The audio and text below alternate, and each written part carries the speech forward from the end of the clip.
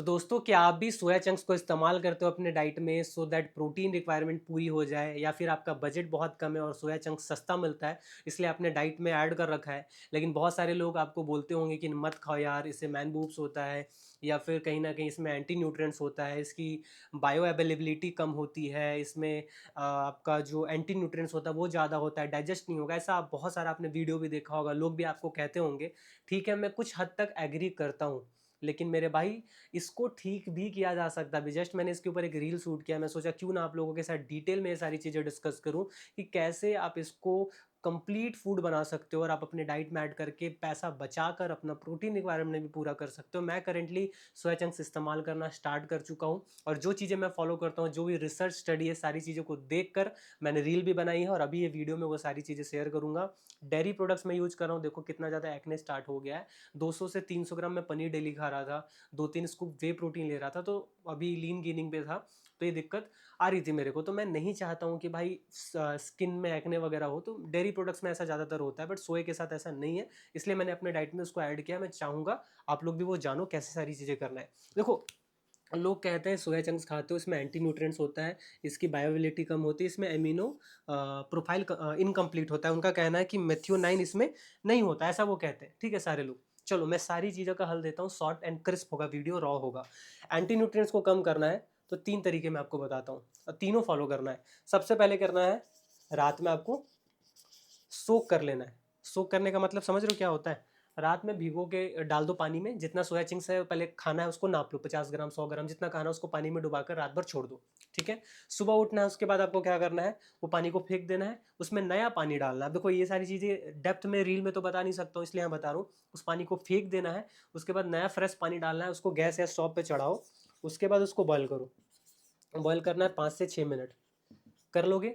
ठीक है, बॉयल होने के बाद जब वो मतलब उसका जो भी हो गया, झाग वगैरह सारा फेंक दो, जो भी पानी सारा फेंक दो, फिर दोबारा उस पर पानी डालो बॉयल करने के बाद, थोड़ा ठंडा हो जाए, उसको हाथ से निचोड़ो, जितना भी है थोड़ा निचोड़ दो, एकदम निचोड़ के तोड़ नहीं देना है, निचोड़ के सारा पानी निकाल लिया।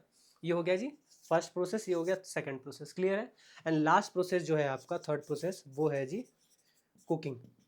कुकिंग करना है, थोड़ा ऑयल वगैरह यूज करो, ओवर हीट बहुत ज़्यादा नहीं करना है, कहने का मतलब एकदम कुक नहीं करना, वैसा करो, थोड़ा मसाले डाल लो, थोड़ा प्याज डालना डालो, बट एकदम उसको वैसा नहीं कर देना है कि जान निकाल देना है। ठीक है, क्योंकि जान निकालोगे तो प्रोटीन थोड़ा सा कंटेंट कम हो जाएगा, ध्यान रखना उस चीज़ का। तो कुकिंग आपको करना है ऑयल में। ये 3 चीज़ें करोगे तो इसकी एंटी न्यूट्रिएंट्स बहुत कम हो जाएगी। ठीक है, जिससे डाइजेशन में दिक्कत आता है। पहला पॉइंट हो गया, ये क्लियर कर दिया मैंने। अब आती है जी बायो अवेलेबिलिटी की। ये कितना होता है? 60 से 70% होता है। इसकी जो बायोअबिलिटी होती है 60 से 70% होता है, आप कहीं पे भी पढ़ लेना। ठीक है, लेकिन ये 60 से 70% को हम 80 से 90 कर दें तो कैसा रहेगा? जादू हो जाएगा। 80 से 90% करना है ना, तो भाई सबसे बेस्ट तरीका है ये करो, प्रोसेस को फॉलो, ये करो, और लास्ट में कुकिंग जरूर करो। तो इसकी जो बायो एबिलिटी है वो बढ़ के 80 से 90% हो जाएगा। मतलब अगर 50 ग्राम प्रोटीन सोया चंक्स में है, तो उसका 80 से 90% आपको डाइजेस्ट हो जाएगा, आपको मिल जाएगा। मतलब कितना होता है? 8 × 5 = 40 या 45 ग्राम आपको प्रोटीन मिल जाएगा। ये सारा प्रोसेस अगर आप फॉलो कर लोगे, अगर नहीं करोगे तो कितना मिलेगा? 50 ग्राम का 5 × 6 = 30, 7 × 5 = 35।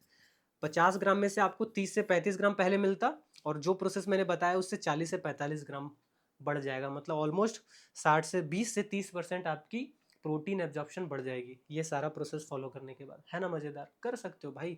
10 रुपये में न्यूट्रेला का मिल जाएगा 50 ग्राम का, जिसमें 26 ग्राम प्रोटीन आपको मिल जाता है। क्या खराब है? 26 ग्राम का आपने 80% या 90% भी हो गया। कितना होता है? 26 × 8 = 16, और 8 × 6 = 48। मतलब मोटा मोटा 20 ग्राम 22 ग्राम प्रोटीन आप एब्जॉर्ब कर लोगे ये सारा प्रोसेस फॉलो करके 26 ग्राम में, तो खराब थोड़ी है, बहुत अच्छा है। तो ये हो गया सेकंड। अब लास्ट में आता है एमिनो प्रोफाइल, बोलते हैं इसकी इनकम्प्लीट होती है। इनकम्प्लीट नहीं होता, होता है बट लो होता है। ठीक है, मेथियोनाइन इसमें लो होता है। ठीक है, इसको पूरा करने के लिए आप ऐसे प्रोडक्ट्स को ऐड करो जिसमें मेथियोनाइन अमीनो प्रोफाइल हो। तो वो किस में होता है जी? राइस में होता है या डेयरी प्रोडक्ट्स में होता है। तो आप सोया चंक्स को पनीर वगैरह के साथ भी मिलाकर बनाकर खा सकते हो, या तो मैं कहूँगा राइस वगैरह के साथ पुलाव बनाकर खाते हो, या चावल के साथ खाते हो तो उसको खा लोगे। तो मेथियोनाइन की भी जो प्रॉब्लम है वो भी एमिनो प्रोफाइल इनकम्प्लीट से कंप्लीट हो जाएगी। आप बताओ, इतना सरल तरीका अब लोग इसी को क्या करते हैं जी, डराते हैं बता बता कर कि नहीं खाना है, कैसे क्या करना। भाई सॉल्यूशन पे बात करो ना, हम सॉल्यूशन पे बात नहीं कर रहे। तो आई होप दोस्तों आपको समझ में आया। और मैं वाइट बोर्ड इसलिए यूज करता हूँ क्योंकि आप ज़्यादा रिलेट कर पाओ, और मैं इसी से जाना भी चाहता हूँ। तो आई होप दोस्तों आप लोगों को वीडियो अच्छी लगी।